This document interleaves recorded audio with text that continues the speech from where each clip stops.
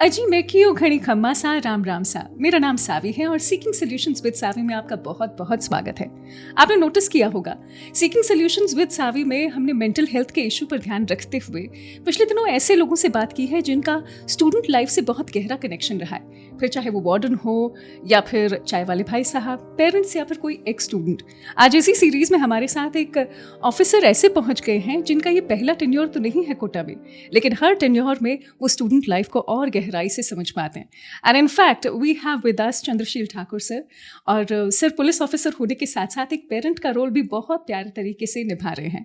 दोनों बच्चियों को उन्होंने कोटा में पढ़ाया भी है।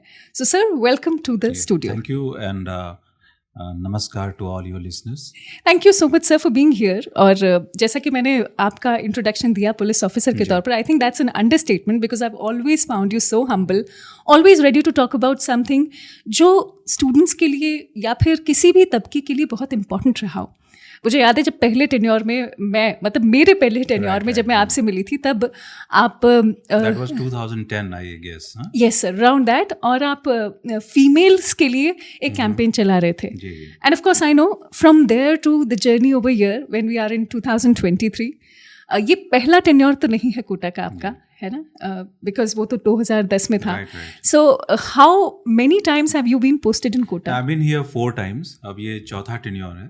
और शुरुआत में जैसे उस वक्त हमने काम किया था और आपने और सारे जर्नलिस्ट ने सबने मिलकर वो जो आई रिस्पेक्ट वुमेन करके हमारा कैंपेन हुआ करता था, बिल्कुल सर, तो उस पर हमने काम किया था। और इसके बाद मैं 2 बार तो उस वक्त मैं यहाँ पे DYSP था, उसके बाद मैं एंटी करप्शन ब्यूरो में काफ़ी टाइम रहा हूँ। और ब्यूटीफुल टेन्योर। या exactly that was good. Anti corruption bureau tenure was kind of very satisfying.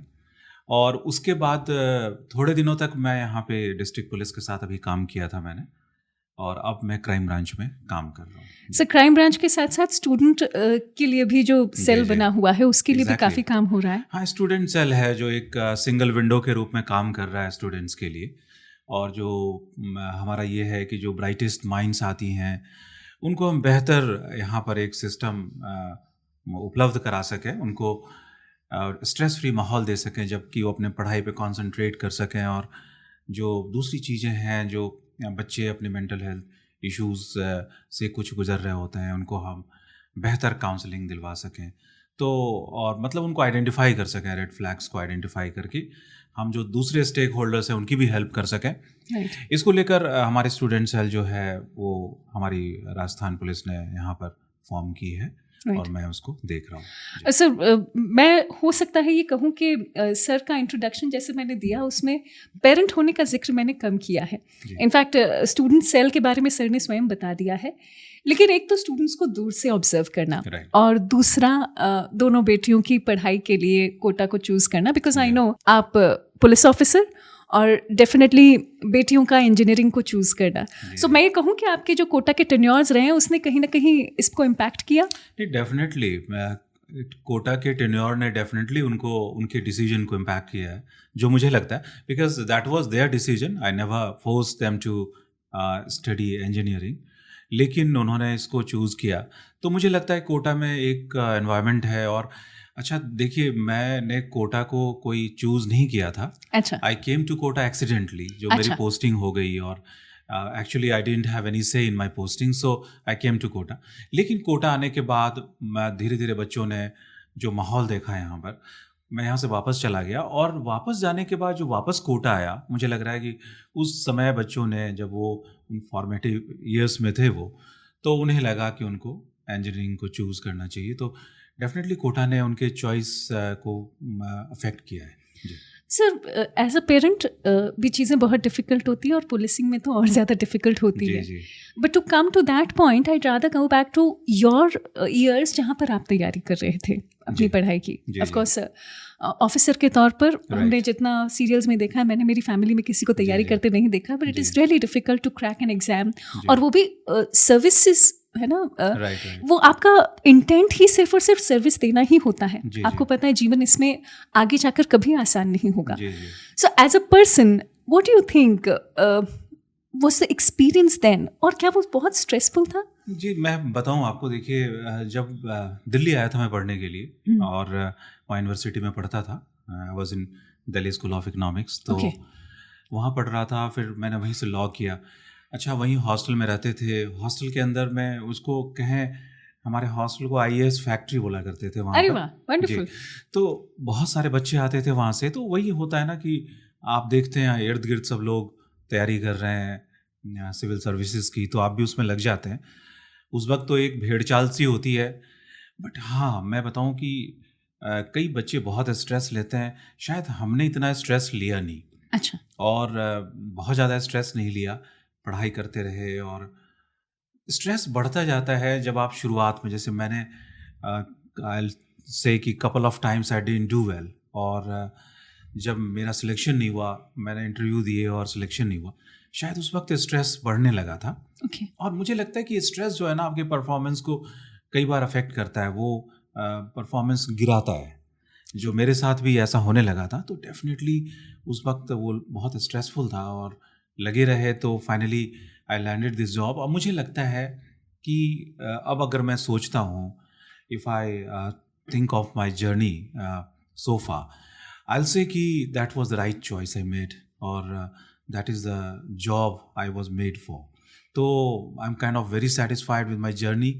और मुझे लगता है कि हाँ, ये स्ट्रेसफुल ईयर्स रहे होंगे उस वक्त। अब तो फाइनली लगता है कि शायद हमने स्ट्रेस पूरा लिया नहीं, और बेहतर करते अगर स्ट्रेस लेते। लेकिन वो तो एक ह्यूमन नेचर है प्रॉब्लम। क्या आप भी ये बात कह सकते हैं कि आपने उतना बेहतर नहीं किया? Because for me, of course, मैं जब आपको एज अ पर्सन देखती हूँ, आई नो कि as an officer you always make sure कि जिस भी पोजीशन पर आप हैं, you make sure you give your fullest. Right. और कहीं ना कहीं हमारे जहन में ये होता है कि हम ना एग्जाम्स को बहुत इंपॉर्टेंस देते हैं, जी। वर्सेस जो रियल लाइफ है उसमें तो हर रोज एग्जाम्स हैं। राइट, बिल्कुल। And you dealing with it, and I think all the officers in your vicinity, वो बहुत ही मुश्किल काम है। शायद एग्जाम से बहुत बड़े एग्जाम्स आप हर रोज देते हैं। देखिए सावी, मैं एक बात कहूँ कि getting into services is really easy. अच्छा। आप अपने लाइफ में जो भी करियर चॉइस लेंगे अपने लिए, आप अगर एक शिद्दत से उसके पीछे लगते हैं ना, आपके अंदर पैशन है और क्लैरिटी ऑफ माइंड है, यू नो कि what you want to achieve in your life, you definitely will. मुझे पता है इसमें मुश्किल कुछ भी नहीं है। हमारे अंदर वो कन्विक्शन नहीं होता, हमारे अंदर वो पैशन नहीं होता, और हमें पता नहीं होता हम क्या करना चाहते हैं लाइफ में। जो लोग जानते हैं ना उन्हें क्या करना है, वो इजीली हासिल करते हैं चीज़ों को। लेकिन मैं कहना चाह रहा हूँ कि वहाँ पर जाने के बाद, देखिए, ये आपने कहा ना कि एग्ज़ाम, हर पल एग्ज़ाम है, लाइफ एग्ज़ाम है अपने आप में। तो वो आप एक एग्ज़ाम क्लियर करके एक सर्विस में आ जाते हैं, that is not end of your journey. वो तो just your journey begins from there. अब आपके लिए मुश्किल होती है वहाँ पर अपने आप को प्रूव करना, अपने आप को सस्टेन करना अपने पीयर ग्रुप में। देखिए, आप पुलिस ऑफिसर बन गए, बट आप बेहतर पुलिस ऑफिसर कैसे बने? अच्छा, एक पुलिस ऑफिसर के रूप में you are serving the people, लेकिन अगर सोसाइटी एक्नॉलेजेस कि yes you are doing well, तब जाके आपको अपना अवार्ड मिलता है that you are a good police officer. Organisation की रिकग्निशन होनी चाहिए, सोसाइटी की रिकग्निशन होनी चाहिए। तो उसके लिए you have to make effort every day.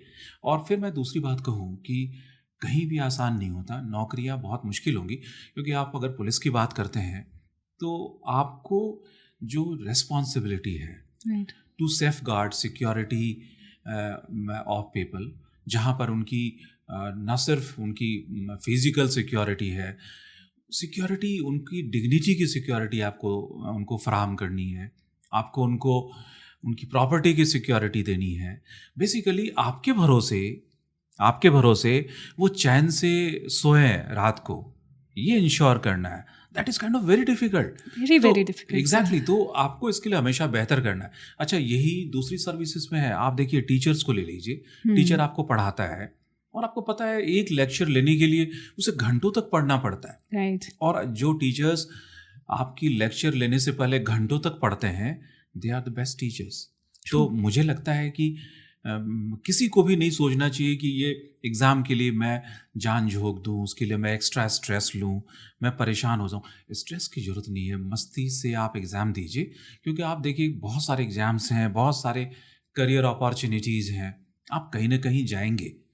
आपके लिए मुश्किल तो उसके बाद होनी है। आप आईआईटी में चले जाएंगे, आईआईटी में पास कर जाना, फिर आपको इंडस्ट्री में अपना नाम बनाना है, आगे पढ़ना है। अगर आपको बाहर की यूनिवर्सिटीज़ में जाना है या इंडिया में ही हायर एजुकेशन के लिए कुछ करना है, तो उसके लिए फिर मेहनत करनी पड़ती है। तो ये मेहनत तो कभी ख़त्म होनी नहीं है। हाँ सर, ये एक बहुत इंपॉर्टेंट फैक्टर है जो प्रोबेबली समझना भी बहुत ज़रूरी है बच्चों के लिए कि अभी लाइफ ना ऐसा नहीं कि बहुत ज़्यादा डिफिकल्ट है, पर शायद उस डिफ़िकल्टी को हमें पॉजिटिवली लेना भी बहुत ज़रूरी है। बिल्कुल। हाउएवर आई फील कि मैं बहुत ज़्यादा इस शब्द को यूज़ करती हूँ पॉजिटिवली, और वो शायद ना कई बार मोटिवेशन भी बहुत ज़्यादा हो जाता है तो मुश्किल आती है। तो लेकिन हाँ, we should lead by examples, and of course when you are around, मेरा sir by example could you just let me know कि कहाँ पर आपको लगता है कि हाँ पुलिसिंग शायद थोड़ी स्ट्रेसफुल हो गई पर्सनल लाइफ में भी, एंड दैट ये मुझे पता है कि आप उसे स्ट्रेस के तौर पर आज नहीं लेते हैं, जब पर जीवन में कभी कुछ ऐसा हुआ होगा जो आपको लगा होगा अरे यार ये बड़ी चीज़ हो गई जो हम लोगों के लिए शायद अनइमेजिनेबल है। देखिए, ये मैं बताऊँ, ये तो बहुत बार होता है। ओके, जैसे देखिए, पुलिसिंग एक ऐसा काम है जिसमें कि आपको ऐसे बहुत सारे मौके आते हैं जब it becomes gets difficult for your family. तो सर क्योंकि ऐसा हमें ऐसा लगता है कि पुलिसिंग, जैसा आपने कहा कि मतलब लोगों का रात को चैन से सो पाना है ना, ये आप इंश्योर करते हैं। One of the biggest stresses, एक मम्मा से पूछिए वो क्या रात को बच्चों को है ना सुलाती हैं, तब हाउ शी फील्स कि नहीं बच्चा मेरा आराम से सोए। आपके पास तो बहुत सारी जिम्मेदारियां ऐसी होती हैं। So any incident that could probably let us know कि कैसे आप लोग भी अंडर स्ट्रेस होते हैं बट आप लोग उसे डील कर लेते हैं। नहीं, ऐसे बहुत सारे इंसिडेंट्स हैं। मैं आपको बताऊं, आपको मैं शेयर करूंगा। मेरी पोस्टिंग सोजत में हुआ करती थी। ओके। और उस दिन होली के समय वहाँ गैर का जुलूस निकलता है। उस गैर के जुलूस के दौरान अचानक वहाँ कम्युनल वायलेंस हो गई। और उस कम्युनल वायलेंस के दौरान मैं वहाँ पर मौजूद हूँ, मेरे साथ ज़्यादा फोर्स भी नहीं है, और मेरी बेटी जो 1 साल की है वो वहाँ आई हुई है घूमने के लिए। ओके। उसको दिखा रहे हैं, वो ज़्यादा समझती नहीं। तो उस वक्त मेरी रिस्पॉन्सिबिलिटी फर्स्ट होती है कि इसको वहाँ से वापस भेजना है। तो अच्छा मेरे पास फोर्स भी नहीं है, तो मैं किसी अपने परिचित के साथ उसको मोटरसाइकिल में बिठाकर वहाँ से भेजा। देखिए, वो उस वक्त वहाँ पे थी जहाँ पे राइट्स शुरू हो गए थे। ऐसा इंसिडेंट कई समय, जैसे वो इंसिडेंट है, 1 मिनट आप बहुत बुरी तरह से घबराते हैं व्हेन फैमिली उसमें आती है। इसके अलावा कई ऐसे मौके हुए हैं जब, जैसे मैं तो बताऊं, कई सारे ओकेजन्स पे आप बच्चों के बर्थडे पे आप उनके साथ नहीं रह पाते, नहीं आ पाते। This has been so many times. आप कभी भी कोई फेस्टिवल सेलिब्रेट नहीं कर पाते। This has been so many times, इसलिए बता नहीं सकते। एक इंसिडेंट और मुझे ध्यान है, जब कपासन में राइट्स हुए थे। I was posted in Udaipur, तो immediately I got a message कि आप उदयपुर से तुरंत कपासन जाइए। और फिर चूँकि कम्युनल वायलेंस वहाँ था, तो उस दिन मेरी बेटी का जन्मदिन था और उसकी तैयारियाँ हो रही थी शाम के 6 बजे। तो कई बार ऐसा होता है कि मेरी बेटी मेरे ख्याल से वो 1.5-2 साल की थी। तो ऐसे मौके आए हैं, उस वक्त आपको बड़ा फील होता है, बट यस, आपको ज़्यादा नहीं लगता, क्योंकि फैमिली पुलिस ऑफिसर्स की particularly they understand, they always understand, और शुरू से देखते हैं। और एक्चुअली जितना प्राइड आपको होता है, आपकी फैमिली को भी उतना प्राइड होता है। तो बिकॉज ऑफ दैट हमारे इश्यूज़ नहीं होती, लोग जितना समझते हैं वैसा नहीं होता। मैं बताऊँ, पुलिस फैमिलीज जो हैं बहुत अच्छे से समझती हैं इन सारी चीज़ों को, इसलिए उनको ज़्यादा इशू नहीं होता। मतलब अचानक मालूम पड़ता है कि रात को 11 बजे कोई घटना हुई, यू आर लीविंग, तो कोई नहीं होता है ईजिली। इवन मुझे लगता है कि आपको तुरंत मैसेज मिलता है कि आप बाहर से लॉक कर दीजिए, आप चाबी वहाँ डाल दीजिए। फिर अच्छा, उनको प्रॉब्लम भी नहीं होती। You will get a tea at 3 o'clock, 4 o'clock, 12 o'clock in the night. ये जनरली मुझे नहीं लगता दूसरे लोगों के साथ होता है। पुलिस ऑफिसर्स को ईजिली जो उनकी स्पाउसेस होती हैं, वो 4 बजे सुबह भी चाय बना के देती हैं, 5 बजे नाश्ता बना के देती हैं, और 11 बजे रात में उनको कॉफ़ी मिलती है। और तो अगर कहीं जा रहे होते हैं तो अच्छा खाना नहीं खा पाए, रोल बना कर ले जाओ। हाँ बिल्कुल, तो उनकी टिफ़िन पैक हो जाती है। तो आई नो कि it may be very difficult for the families to accommodate और to compromise like this, but I guess ये सब पार्ट ऑफ लाइफ है। और वो भी इसको महसूस करते हैं, अपनी रिस्पॉन्सिबिलिटी को महसूस करते हैं, ये हमारी लाइफ को बड़ा आसान कर देता है। Okay, इसकी sir. वजह से बहुत आसान हो जाती है। I mean you are kind enough कि आप है ना इन चीज़ों को कितने नॉर्मली आज डिस्कस कर रहे हैं। जी ऑल्सो मैं जब स्टूडेंट लाइफ को देखती हूँ राइट तो आपने कहा कि आपने स्टूडेंट लाइफ में भी वैसा स्ट्रेस नहीं लिया। जी जी आपने ये भी कहा कि जब आप पुलिसिंग की लाइफ को देखते हैं तब भी आपने उतना स्ट्रेसफुल उसे नहीं माना है। Right so is there something that you do differently? और मैं ये बात इसलिए पूछ रही हूँ क्योंकि सर कोटा में लाखों स्टूडेंट्स आते राइट हैं राइट और पेरेंट्स की भी उनसे एक्सपेक्टेशंस होती जी। है। आई एम श्योर आपके पेरेंट्स की भी आपसे रही होंगी। राइट जी आई एम श्योर कि आप जब फील्ड में ऑपरेट कर रहे हैं तब भी आपकी खुद से भी होती हुई एक्सपेक्टेशन और साथ ही प्रशासन की भी कोई एक्सपेक्टेशन आपसे है, बिल्कुल। यानी एक्सपेक्टेशंस आप लोगों में तो है, राइट है जी, ना? जी, ऐसे में what makes it better as a as emotional immunity आप क्या करते हैं which can really help the students who are listening? Exactly. देखिए आपका ये सवाल बहुत ही अच्छा है सावी। बेसिकली मैं इसी पर आना चाह रहा था कि जो एक चीज़ जो बहुत ज़रूरी है ना हर इंसान के लिए, वो है उसकी मानसिक दृढ़ता, राइट। उसकी जो स्ट्रेंथ है, जो मेंटल स्ट्रेंथ है, उसके अंदर का कन्विक्शन ओके। और उसको क्लैरिटी, जो मैंने कहा क्लैरिटी। देखिए मैं शुरू से ये चीज़ जानता हूँ कि मुझे ये मालूम था मुझे क्या करना है क्या नहीं करना है। राइट। और मैं बड़ा मजबूत था। I can take on the world. I'll tell you कि when I was preparing for engineering entrance and I couldn't make it to the IITs, मैंने टाइम वेस्ट नहीं किया and I switched over to humanities। और मैंने humanities में पढ़ाई शुरू कर दी और that was against the wishes of my father. बड़ी बात है। तो एक्चुअली लेकिन मुझे मालूम था कि मैं शायद आईआईटी में जा नहीं सकता और I don't want to waste time, you know. That was kind of wasting time studying for IIT when I knew that I can not make it to a good engineering college. तो इसलिए मैंने immediately switch over किया और that was very beneficial for me. तो मैं वही कहना चाह रहा हूँ कि आपको पता होना चाहिए कि आपको लाइफ में करना क्या है। सबसे पहले ये समझ लीजिए करना क्या है। जो मैंने कहा ना कि एक तो पॉजिटिविटी होनी चाहिए हमेशा, जो आपने कहती है ना पॉजिटिविटी। देखिए पॉजिटिविटी के बगैर आपको हमेशा पता होना चाहिए कि मैं ये करना चाहता हूँ, उसको मैं पैशनेटली करना चाहता हूँ, वो पैशन है आपको, उसका पता है कि देखिए यही मेरा काम है, मुझे यही चाहिए ज़िंदगी में। राइट। आपको अपने लाइफ का पर्पस मालूम है कि मुझे हासिल क्या करना है, आपको मालूम है। तो इसके बाद इतनी सारी पॉसिबिलिटीज आती है ना आपके रास्ते में। देखिए मैं बहुत विश्वास करता हूँ भगवान पे। Okay, yes. और मैं फेथ को कहता हूँ कि फेथ के अलावा कुछ भी नहीं लाइफ में। Touch wood. आपको अगर विश्वास है ना ऊपर वाले पे कि वो मेरी मदद करेगा, यकीन मानिए वो आपकी मदद करेगा। और फिर जो कहते हैं ना कि आपको जो अगर शिद्दत से किसी चीज़ के लिए आप लगते हैं तो सारी कायनात आपकी मदद करती है ना आपकी कामयाबी के लिए। होता है वो शिद्दत चाहिए आपके अंदर, वो पैशन चाहिए, वो जुनून चाहिए और वो कन्विक्शन चाहिए अपने अंदर।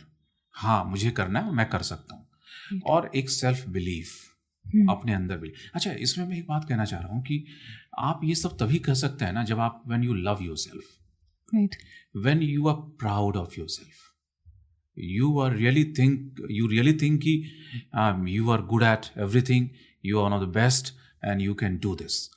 आप जब ये सोचकर चाहे बतौर स्टूडेंट या अपने प्रोफेशनल लाइफ में इन चीज़ों को ध्यान में रख के अगर आप ज़िंदगी जीते हैं ना, when you always think ना I'm one of the best, तो आपको कभी दिक्कत नहीं आती। अगर आप हमेशा ये सोचते हैं कि ये मैं हासिल कर लूँगा मेरे लिए, आप ये सोचते हैं तो आप फिर उसको छोड़ते भी नहीं है। आप लगे रहते हैं, फिर बीच में नहीं छोड़ते, वो आदत बन जाती है। जो कहते हैं ना कि कुछ लोग बड़े बहुत ज़्यादा परफेक्शनिस्ट हो जाते हैं, तो परफेक्शन ऐसे ही आती है बिकॉज आपको एक आदत हो जाती है परफेक्शन की। नहीं मुझे ये हासिल करना है और आप लगे रहते हैं उसके लिए।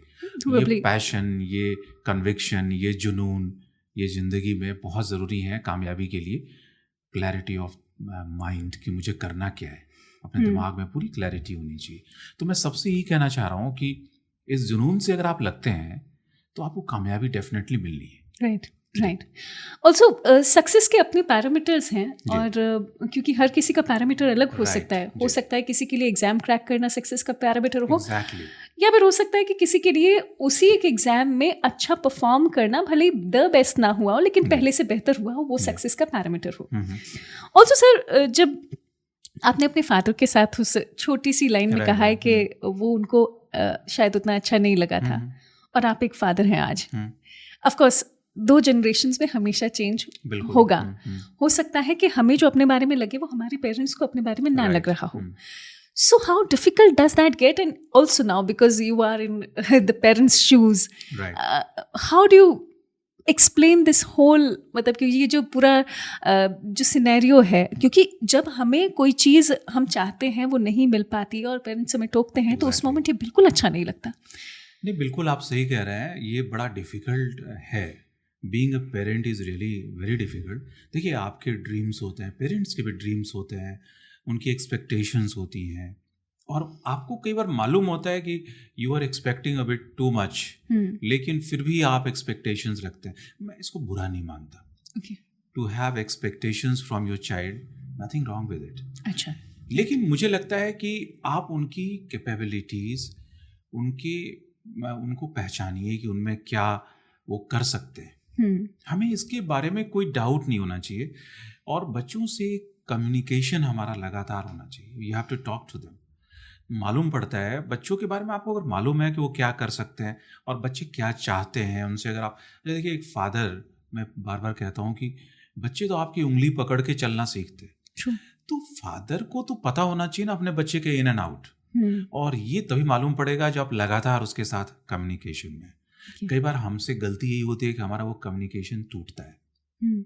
जब बच्चे आपसे शेयर नहीं करते तो आपको मालूम नहीं पड़ता। अगर आपको मालूम है बच्चा क्या कर सकता है, तो मुझे लगता है फिर कोई प्रॉब्लम नहीं है, वो अपने आप सारी चीज़ें ख़त्म हो जाती हैं। आप बच्चों से बात करते हैं, तुम क्या कर सकते हो, नहीं कर सकते हो, क्या करना चाहते हैं, आप उनको गाइड करते हैं फिर। और वो गाइडेंस बहुत ज़रूरी होती है। बच्चा कहता है नहीं मुझे इंजीनियरिंग करना है, तो then you can guide them कि तुम ऐसे कर लो।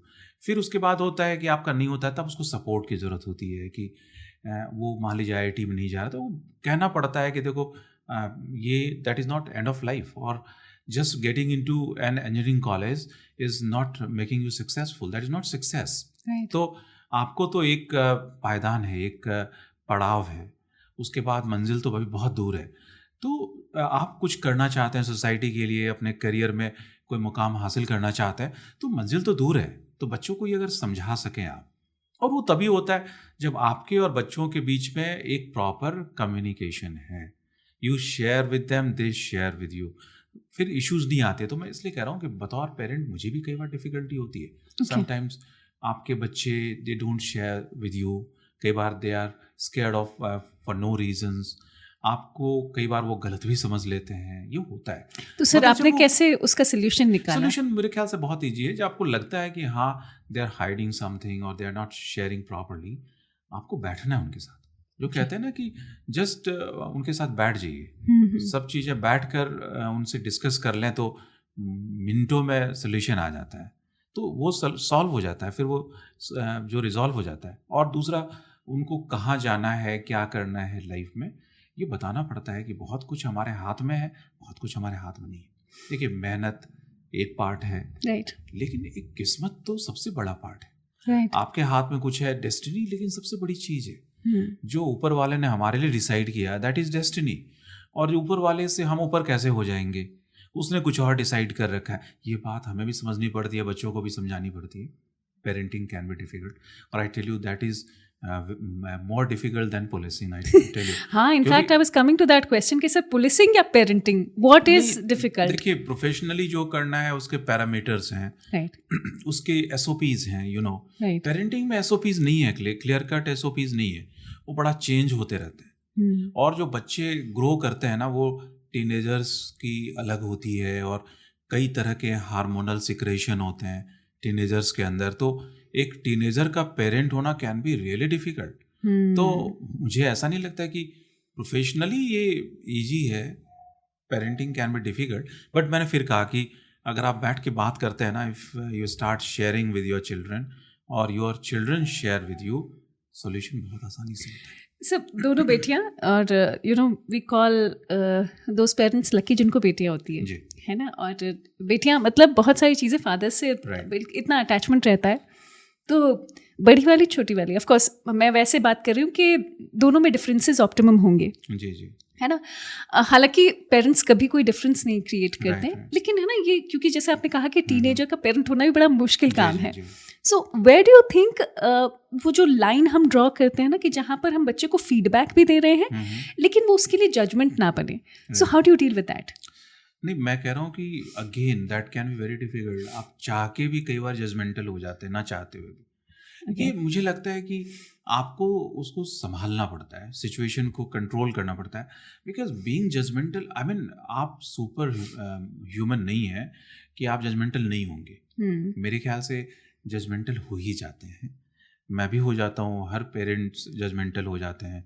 You I mean give your decisions to them, तो कई बार अपना जजमेंट सुना देते हैं उनको, which can be, I mean बच्चे प्रोटेस्ट भी करते हैं और कई बार they are really pissed off when you become judgemental. तो वो होता है, लेकिन हाँ, that can be avoided.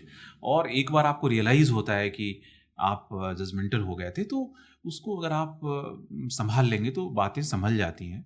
But मैंने सिर्फ एक बात कही कि you have to be in constant communication with your children, that is more important. अगर देखिए जजमेंटल वाली बात करें, try avoid being judgmental. I'll say, you know, not just with your children, this with is anybody, with everyone. I mean, right. With your friends, your spouse, with your relatives. I mean, you have to be I mean careful about being not judgmental, right. But again that can be a bit difficult. Sir, बेटी जब coaching में पढ़ रही हैं जी, है ना, coaching के ऐसे बच्चों को आपने पहले भी देखा है पिछले 10 ईयर्स में भी। सो क्या ये एक नया एक्सपीरियंस था, नई डिस्कवरी का टाइम था कि लिटरली बच्चा जो सोचता है उस मोमेंट पर, हालांकि बच्चे काफ़ी चेंज हो चुके हैं, like in the tenure we have talked about 2010 to 2013, बहुत अंतर आ गया है। तो क्योंकि आप कोटा से एसोसिएटेड रहे हैं 4 times, does it get a bit different जब अब बेटी ऑलरेडी कोचिंग में है? ये आपको पर्सपेक्टिव देता है। I mean that is really important to have teenage children, you know, that gives you a perspective about things. आप चीज़ों को फिर पर्सपेक्टिव में जब देखने लगते हैं, I mean जब घर पे आप बच्चों को देखते हैं तो आप उनसे एम्पैथाइज करते हैं, उन बच्चों से जो यहाँ पढ़ते हैं। आप कोशिश करते हैं उनके दिमाग में घुसने की, आपको मालूम पड़ता है उनके थॉट प्रोसेस के बारे में। जब आप घर में बच्चों को देखते हैं तो रास्ते में चलते हुए भी जब बच्चों के चेहरे देखते हैं, उनमें आपको अपने बच्चे नजर आते हैं, राइट। और जब आपके बच्चे नजर आते हैं तो आपकी एम्पैथी उनके लिए डेफिनेटली बढ़ जाती है। और जब आपकी एम्पैथी बढ़ती है तो आप सोल्यूशन भी बड़ा इजीली मिलता है। फिर उनकी प्रॉब्लम्स को you give them a patient hearing, you just become kind of more sympathetic towards I mean their complaints. कई बार अगर आप इसको नहीं देखते हैं तो बच्चे कई बार बड़ी फ्रीवलस सी कंप्लेंट्स करते हैं। सारी कंप्लेंट, जैसे मेरा स्टूडेंट सेल जो चल रहा है, अगर मैं उसकी बात करूं तो कई बार बच्चे आपस में झगड़ते हैं, कई बार वो गलती कर रहे होते हैं, कई बार सिर्फ सिक्योरिटी वापस लेने के लिए जो डिजर्व नहीं करते लेना, वो हमें कंप्लेन करते हैं। कई बार they can be I mean they threaten their I mean जो उनके पीजी का ओनर है। कई सारी छोटी छोटी चीज हो सकती है, लेकिन मोस्टली जो बच्चे हैं उनकी अंदर एक जो इनोसेंस है और जो आप तक आते हैं वो इनोसेंटली, तो आप उसको पॉजिटिवली लेते हैं, उनकी प्रॉब्लम्स को पॉजिटिवली देखते हैं और उसका सोल्यूशन ढूंढने की कोशिश करते हैं। तो डेफिनेटली अगर आप टीनेज बच्चों के पेरेंट्स हैं तो that becomes a bit easier. So because Kota में बच्चा अब चेंज भी हो रहा है सर, जी, है ना। स्टूडेंट सेल के साथ घर में ऑफ कोर्स बच्चियों को भी पढ़ते आपने देखा है। What is the new discovery that you have made कि अब शायद ये एक बेहतर तरीका हो सकता है बच्चों के स्ट्रेस को कम करने का? एक तो सर देखिए पढ़ाई जी, तो थोड़ा स्ट्रेस हमेशा ही लाएगी, राइट राइट पर in the right way, and of course because situations Definitely. इतनी ज़्यादा चेंज हो रही हैं, आप जी। कोई एक तरीका तो शायद नहीं निकाल सकते, एग्जैक्टली बिल्कुल बट क्योंकि हमारा सिस्टम ही इस बात के लिए जाना जाता है कि हम कुछ ऐसा कॉन्क्रीट क्रिएट करें जिससे Right. बच्चा एक पॉजिटिव डायरेक्शन में ही जाए. बिल्कुल सो व्हाट वुड यू से? देखिए यहाँ पे बच्चे जो यहाँ आ रहे हैं ना वो मेंटली इसके लिए तैयार होके नहीं आ रहे. सबसे बड़ी प्रॉब्लम तो फर्स्ट जो मैं देखता हूँ कि बच्चों को कोटा भेज दिया जाता है और कोचिंग का जो सिस्टम है उसमें काफ़ी खामियां हैं. I don't want to talk about all that, but वहाँ काफ़ी सारी प्रॉब्लम्स हैं कोचिंग के सिस्टम में which is all together different from what they are being taught in their schools. Right. ये this is much beyond NCERT. जब आप curriculum की बात करते हैं is much beyond NCERT what they are being taught here. Secondly ये बड़ा highly competitive world है यहाँ पे और you are just thrown into this competitive highly competitive world. अब ये जो you are not prepared for it. आपकी कोई प्रिपरेशन थी नहीं यहाँ आने की. आपके फादर ने कह दिया जाओ वहाँ जाकर तुम तैयारी करो आईआईटी के लिए. आप यहाँ आते हैं, आपको यहाँ जो पढ़ाया जाता है वो काफ़ी डिफ़िकल्ट है. बहुत कुछ आप समझते हैं, बहुत कुछ आप नहीं समझते. सिस्टम में मैंने कहा कुछ खामियां हैं जिससे कि आपकी डाउट्स क्लियर नहीं होती, कुछ बैकलॉग बन जाता है. फिर यहाँ पर सिर्फ पढ़ाई और पढ़ाई है और पढ़ाई के साथ उसकी कोई बैलेंसिंग एक्टिविटीज़ नहीं है. Okay. दूसरा जो मैंने कहा कि आपकी जो शेयरिंग है यहाँ आके कम होती है. आपके पेरेंट्स से आप दूर होते हैं. आप यहाँ आने के बाद कई बार इंडिपेंडेंट ज़्यादा फील करने लगते हैं तो वो भी आपको अपने पेरेंट्स से दूर करती है. फिर आपके दोस्त पीछे छूट जाते हैं. नए दोस्त यहाँ बनते नहीं. This is a competitive world here. You don't make friends here. You are just competitors, all of you. Because you all competitors, तो you cannot be friends. ये आपको यहाँ पे this is taught to you. यहाँ पर ये system आपको बताता है कि you cannot be friends. And they actually discourage you from making friends. और that makes you a bit lonely. ये जो loneliness है, अब मैं बताऊँ ये loneliness that can result into mental health issues. That can lead to depression or you feeling low so many times. Or feeling low can be a start to some real serious mental health issue. अब जो मैं ये कहना चाह रहा हूँ कि ये जो सारी चीज़ें हैं, जो expectations हैं, expectations from quota, when you came to quota and what you really see when you come to this place, what you see here, what you observe here, what you expected from the coachings and what you are getting. Right. What you expected from your hostel and what you're getting can be quite different. Very true. आपको time नहीं मिलता खुद के लिए. You don't groom yourself. You stop grooming yourself once you are here. आपकी personality जो है ना stops developing. एक बार जो ग्रोथ बंद हो जाता है पर्सनैलिटी का, वही प्रॉब्लम है.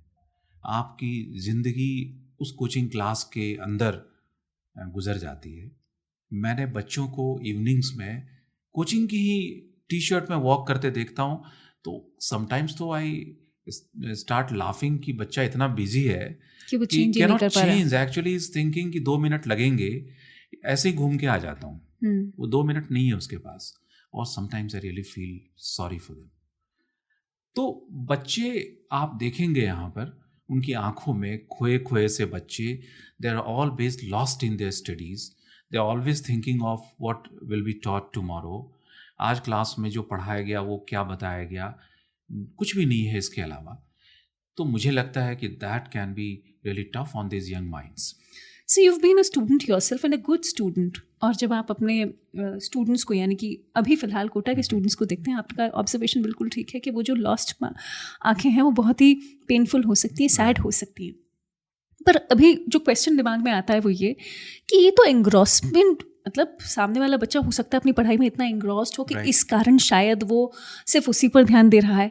So where do you think is that trick? क्योंकि ऑफकोर्स उसे बच्चे को भी ऐसा लग रहा है कि नहीं मैं तो पढ़ाई में इन्वॉल्व हूँ, इसलिए अगर नहीं भी चेंज किया तो क्या फ़र्क पड़ेगा, है ना. वो सिर्फ एक एग्जाम्पल है फॉर दैट मैटर. और वर्सेस जो हम लिटरली चाहते हैं कि बच्चा आराम से पढ़ाई करे, है ना. तो वो how do you see it? नहीं, इसमें मेरा तो सिर्फ इतना कहना है कि अगर आप लगातार पढ़ाई के बारे में सोच रहे हैं ना, अगर if you are engrossed with your studies, तो that can result into a burnout. आपको लॉन्ग रन में definitely that will result in a burnout. आप बिल्कुल, जब आपके एग्ज़ाम्स नज़दीक आएंगे तो आपको फील होगा कि अब you don't feel like studying. I have talked to so many students, right. those who are doing really well in their class tests, in their periodic tests. वो बाद में फील करते हैं कि हम अब मन नहीं करता पढ़ने का, और ये बर्नआउट जो है उनके रिजल्ट को अफेक्ट करता है। मेरा कहना है कि ये बर्नआउट नहीं आएगा अगर वैरायटी है, अगर आप अपने आप को एंटरटेन कर सकते हैं। देखिए, मेरा कहना है कि फिजिकली फिट रहना बहुत ज़रूरी है। बच्चों की देखिए सेहत पे फ़र्क पड़ता है। अगर वो लगातार पढ़ाई कर रहे होते हैं, आप लगातार बैठे रहते हैं, आपकी पोस्चर पे फ़र्क पड़ता है, आपके स्टैमिना पे फ़र्क पड़ता है, आपकी मेंटल स्टैमिना पे फ़र्क पड़ता है। Very true sir. तो आप खाना पीना, कई बार बच्चे कहते हैं कि हम इतने एनग्रॉस्ड हैं, हम टाइम पे खाना नहीं खा पाते। आपके समय पे खाना नहीं खाने से आप देखिए न्यूट्रिएंट्स की कमी होगी बॉडी में, और जो विशियस सर्कल है वो पूरा, आप डेफिनेटली कमज़ोर होंगे, आपकी मेंटल फैकल्टीज कमज़ोर होंगी। तो मेरे ख्याल से बच्चों को एक बैलेंस तो चाहिए। राइट। अगर आपकी लाइफ बैलेंस्ड नहीं है ना, सिर्फ स्टडीज़ कर रहे हैं, you are engrossed in studies, you are completely dedicated towards your cause, understand that is good for you, but you need a balanced approach to all this. Right. You need to be physically fit, you need to be mentally strong, और उसके लिए ज़रूरी है कि आप कुछ योगा कर लें, कुछ एक्सरसाइजेस करें, कुछ वॉक कर लें, थोड़ा हंस लें, फ्रेंड्स के साथ मस्ती कर लें। ये सारी चीज़ें बहुत ज़रूरी है। इसलिए we say कि भाई make friends, we say कि share with your friends. Right, we definitely say so. अच्छा सर, with that मैं शायद पुलिस की लाइफ को और स्टूडेंट लाइफ को, वैसे बहुत बड़ा कंपैरिजन है, पर मैं छोटी सी बात जानना चाह रही हूँ, क्योंकि आप लोगों की लाइफ में भी इतना स्ट्रेस होता है, and it keeps on going, कि इतना कि आपकी लाइफ के लिए अब स्ट्रेस नॉर्मलाइज हो गया है। आपको भी तरह तरह के जॉब्स मिलते हैं, जैसे आपने कहा कि स्टूडेंट की लाइफ में भी वैरायटी हो तो बेहतर हो जाए। आप अपनी लाइफ से कुछ साइट कर सकते हैं कि this is how you people maintain that zeal in your job, क्योंकि ये तो जीवन भर है, है ना? तो how do you do that? नहीं, मैं वही कह रहा हूँ ना कि देखिए, हम लोग भी पूरे टाइम काम करें अगर, तो आप फ्रस्ट्रेट हो जाएंगे। आई मीन, आप अगर 10 से 6 तक काम करते हैं, तो हमारी कोशिश होती है जनरली कि 6 बजे के बाद कोई काम नहीं करे। तो जैसे मैं क्या करता हूँ, मैं कभी कोई ऑफिस का वर्क लेके घर नहीं जाता। पहली चीज़ तो ये करता हूँ, ऑफिस में जो है वो ऑफिस में ख़त्म है। अगर आई एम एट होम तो आई एम रिलैक्सिंग देयर। मुझे जैसे खुद को, I read sometimes, I be watching some cricket match, या बच्चों के साथ बातें कर लेते हैं। You play with your pets, you can go for a walk, you can go to have some chat or something outside, कभी चौपाटी चले गए, या you go to some pizza shop, you do so many things. I mean, आपको खुद को भी अपनी ज़िंदगी में टाइम देना ज़रूरी होता है। मॉर्निंग्स में भी अगेन आप कोशिश करते हैं, you get a walk, you do some yoga, you want some time for yourself. True. जब वीकेंड्स होती हैं, you really want to go out with your family, with your friends. तो ये सारी चीज़ें बहुत ज़रूरी होती हैं। वही चीज़ स्टूडेंट्स के लिए भी ज़रूरी है। मैं वही कहना चाह रहा हूँ कि स्ट्रेस आप हमेशा कैरी नहीं कर सकते। Right, very true sir. Actually जो आपने कहा दैट इज़ ट्रू, कि थोड़ा स्ट्रेस चाहिए होता है सक्सेस के लिए, क्योंकि स्ट्रेस आपको ओरिएंटेशन देता है। बेसिकली आपको स्ट्रेस आपका फोकस बनाता सेट करता है, राइट, आपका फोकस सेट करता है, makes you more focus towards your goal. लेकिन वो स्ट्रेस जब बढ़ जाता है, और जब वो स्ट्रेस आपके पढ़ाई को इम्पैक्ट करता है, वो आपको उस स्टेज तक आने से पहले रियलाइज करना पड़ेगा। right. और मैंने कहा कि वैरायटी, जैसे मैं एक एग्जांपल दूं बच्चों को, मैं ये कहना चाहूँगा, जो भी whoever is watching your show, जो व्यूअर्स हैं, I like to tell them कि आप कुछ ना कुछ एक इंटरेस्ट डेवलप कीजिए, एक हॉबी डेवलप कीजिए। पर्टिकुलरली कुछ होता है ना जो कि स्ट्रेस बस्टर हॉबीज हैं। Start singing. सिंगिंग को मैं मानता हूँ कमाल की चीज है। जब आप व्हेन यू सिंग ना, आपकी सारी muscles get relaxed. When you sing, आपका दिमाग उतना शांत होता है जितना योगा करते समय शांत होता है, या ज़्यादा होता है। Singing can be an alternative of meditation.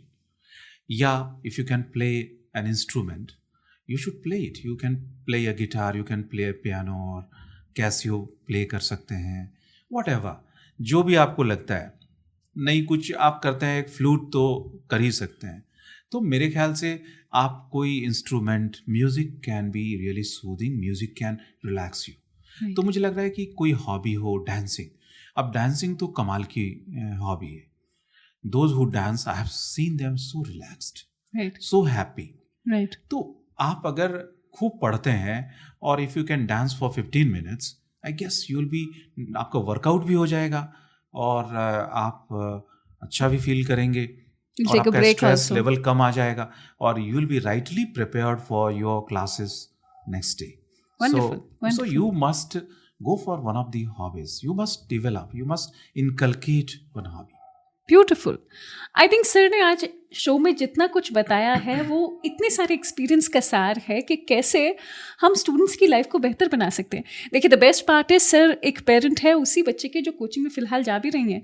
हाँ, मैं मोर सीक्रेट्स की तरफ बढ़ती, लेकिन फ़िलहाल के लिए एक जो बिगेस्ट सीक्रेट हमें पता लगा है सर के कॉन्वर्सेशन से, वो ये कि बर्नआउट से बचने के लिए लेट अस मेक श्योर कि ब्रेक भी आता रहे, लेकिन हाँ वो ब्रेक ऐसा ना हो जाए कि फोकस निकल जाए.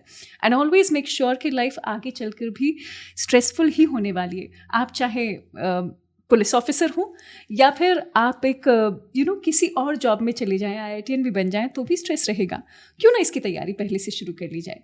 सर वैसे I should be thanking you for being here, पर मैं इससे ज़्यादा ये थैंकफुल हूँ कि आप हमेशा अपने थॉट्स को शेयर करने के लिए रेडी होते हैं. आई हैव सीन कि जो आपका वीडियो वायरल हुआ था that talked about plan B also. So you always help students कि वो अपनी लाइफ में कुछ बेहतर कर पाएं. Is there anything that you'd like to tell the parents right now और द स्टूडेंट्स? बिल्कुल, मैं पेरेंट्स को तो एक बार कहना चाहूँगा कि देखिए, कोटा जो है ना, कोई आपके बच्चों के लिए उनकी सक्सेस का एकमात्र रास्ता हो, ये ज़रूरी नहीं है. Right. आपका बच्चा यहाँ आता है, उससे पहले थोड़ा सा उसका ओरिएंटेशन चेक करवा लें. बस, मैं ज़्यादा कुछ नहीं कह रहा. देखिए, कोचिंग्स तो बिजनेस कर रही हैं, शायद वो नहीं बताएंगे आपको कि आपके बच्चे का ओरिएंटेशन है कि नहीं है.